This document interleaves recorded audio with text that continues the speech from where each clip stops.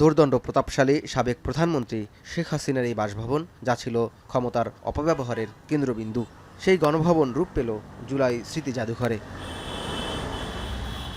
শেরি বাংলা নগরে 17.68 একরের এই চত্বরের বাম দিকে রিকশার পাদানিতে জুলাইয়ের শহীদ নাফিসের রক্তাক্ত দেহ, মাঝে রিকশাচালক সুজনের আইকনিক স্যালুট, তার ঠিক পাশেই কফিন কাঁধে পিলখানা হত্যাকাণ্ডের প্রতিকৃতি। মূল ভবনে জুলাই গ্রাফিতি, মায়ের কাছে লেখা শহীদ আনাসের চিঠি এবং ভবনের পেছনের অংশে জুলাইয়ের প্রতিরোধের বিভিন্ন স্মৃতি, যেন জুলাই গণ অভ্যুত্থানের এক টুকরো ছবি।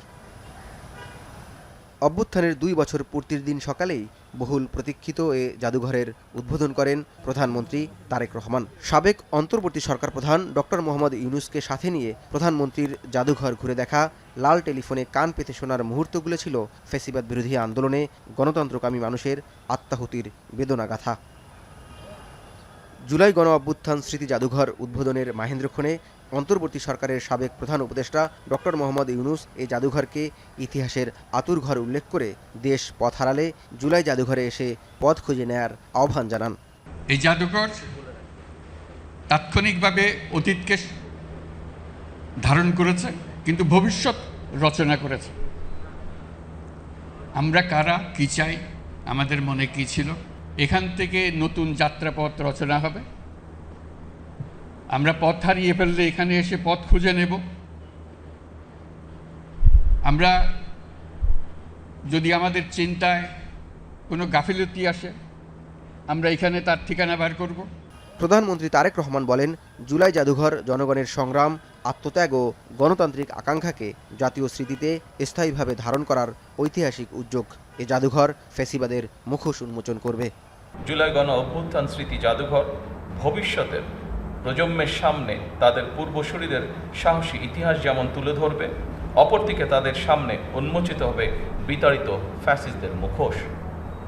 এই স্মৃতি জাদুঘর আমাদের জনগণের সংগ্রাম, আত্মত্যাগ, বেদনা, সাহস ও গণতান্ত্রিক আকাঙ্ক্ষাকে জাতীয় স্মৃতিতে স্থায়ীভাবে ধারণ করার এক ঐতিহাসিক উদ্যোগ। এ সময় প্রধানমন্ত্রী আরও বলেন, জুলাইয়ের মহানায়ক জনগণ, গণ অভ্যুত্থান কারো ব্যক্তি বা একক দলের নয় উল্লেখ করে সরকার প্রধান বলেন, অহেতুক ইস্যু তৈরি করে দেশ অস্থিতিশীল করার অপচেষ্টা চলছে। ফ্যাসিবাদের মুক্ত বাংলাদেশে কেউ কেউ অহেতুক ইস্যু তৈরি করে দেশে অস্থিরতা সৃষ্টির অপচেষ্টা শুরু করেছে।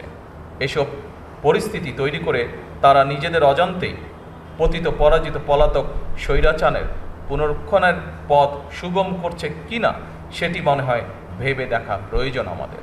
দেশ পুনর্গঠনের মাধ্যমে একটি স্বনির্ভর, সমৃদ্ধ, নিরাপদ গণতান্ত্রিক বাংলাদেশ প্রতিষ্ঠার মাধ্যমে আমরা শহীদদের কাঙ্ক্ষিত বাংলাদেশ গড়তে চাই ইনশাআল্লাহ। উদ্বোধনের দিনে শহীদ পরিবারের সদস্য ও জুলাই যোদ্ধাদের জন্য উন্মুক্ত থাকবে জুলাই স্মৃতি জাদুঘর। সাধারণ মানুষের জন্য উন্মুক্ত হবে বৃহস্পতিবার।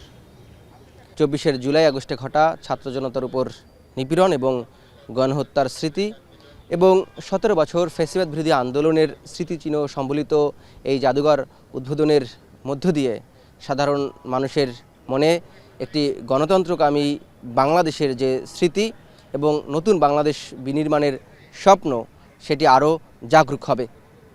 জুলাই গণ অভ্যুত্থান স্মৃতি জাদুঘর থেকে জওয়াদ মাহমুদ, এখন।